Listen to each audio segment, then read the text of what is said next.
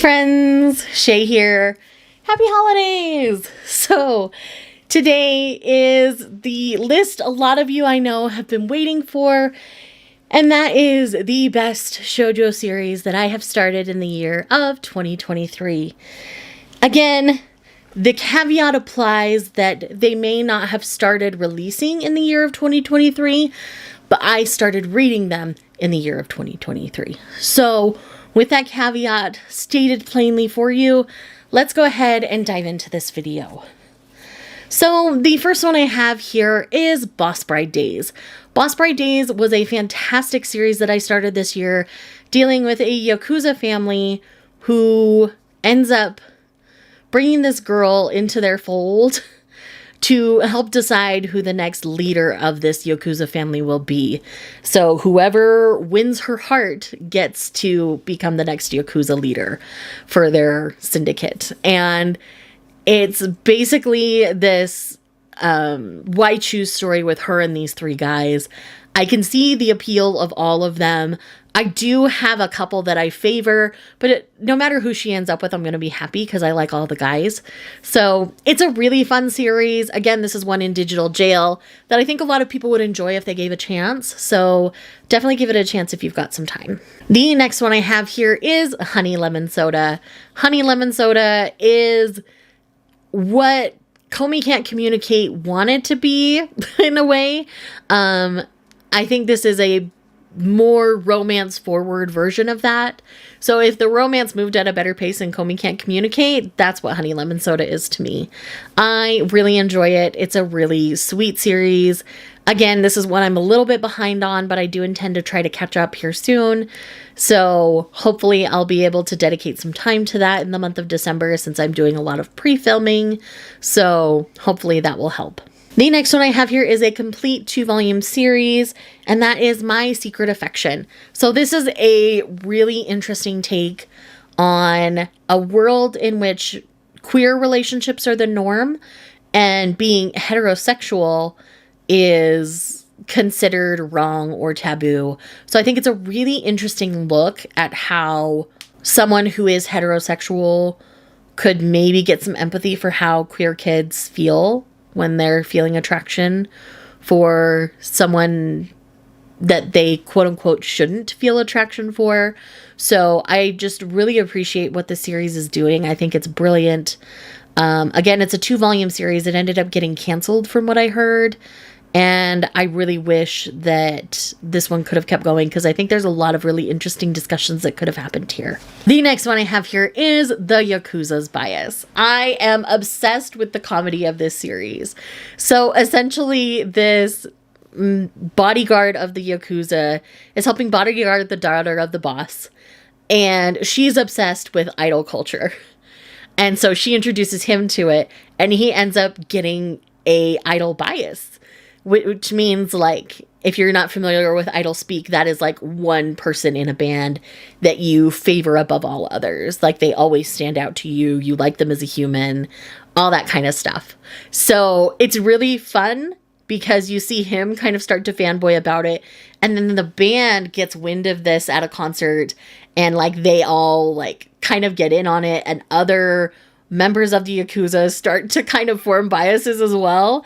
It's really fun. It made me laugh so hard. Like, I 10 out of 10 recommend it. It's so funny.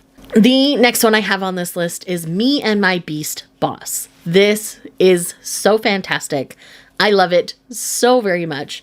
I love it with my whole heart and soul. Essentially, this is a woman who is a secretary and she wasn't being treated well by the person she was a secretary for. The boss of the company gets wind of this. He wants her to work for him instead, so he makes that happen. But he has a very strong beastly presence and a lot of humans are afraid of him. So this secretary is trying to prove that she's not afraid of her boss. And he is also very like in love with her at the same time, the more he gets to know her. And she kind of is starting to feel the same way about him. And it's done in such a beautiful and sweet way. There are currently 2 volumes out. I am obsessed with them as characters. I am so excited for more. So I would definitely recommend checking out Me and My Beast Boss.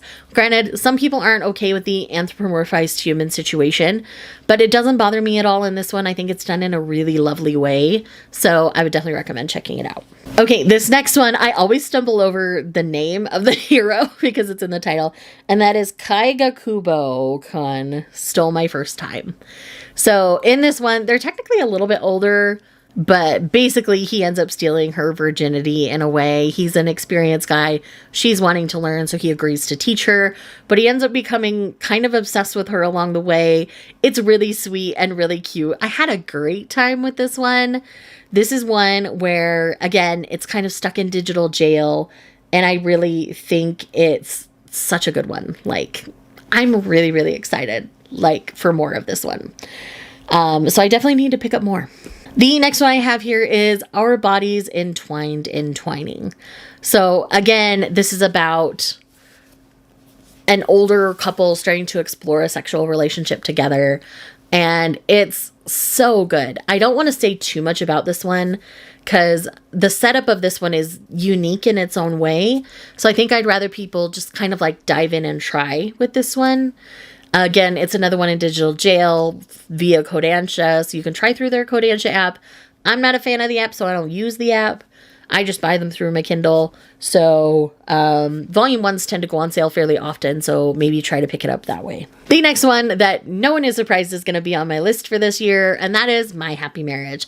I double dip on this series. Technically, I've triple dipped. I've seen the anime, I've read the light novel, and I read the manga, and I'm obsessed. I love Mio. I love Kudo. If you want to know more thoughts about this series from me, you can check out my light novel video because I talk about it pretty thoroughly there. And then the last one I have on this list is Chihiro Kan Only Has Eyes for Me.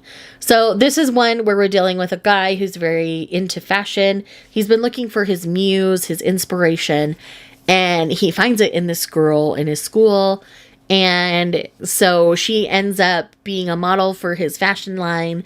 And the way that everything develops with them is really sweet and really cute. He's very introverted. He's very attractive. And everybody's attracted to him. But he's kind of brusque and he kind of doesn't know what to do with people. And so it's really sweet to watch everything with them develop. I'm really here for it.